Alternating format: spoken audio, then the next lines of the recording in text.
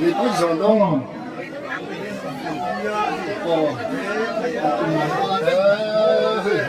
Nhưng mà hiện giờ nó sang lên nhiều là Chamring mà nó là cái đầu nuta đi.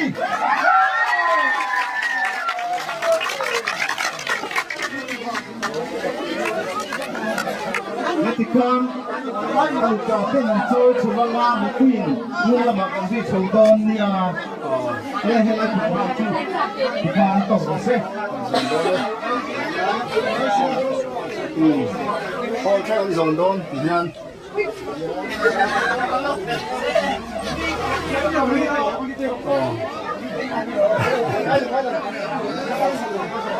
Đó là zawn tủ đấy, ăn được trà thế.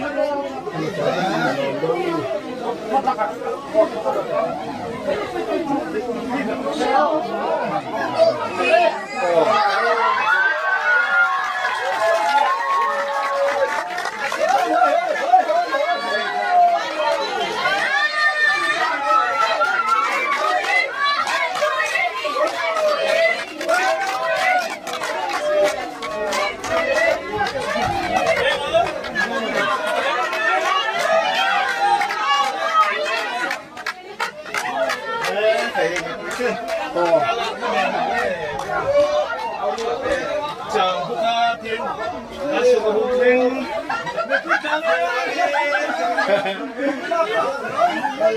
Neihpuii Mizo tu đây hiện trà tên gì à? Zawn.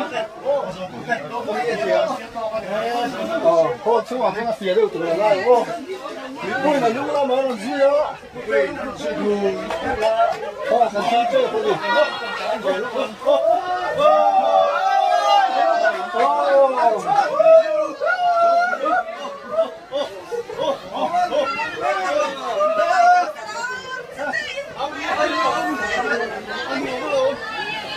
Cái này là lắm bằng Neihpuii, cái lắm bằng xe về lắm luôn. Anh zawn chỗ đó hay, thôi là đi chỉ vậy nè. Chamring hộp.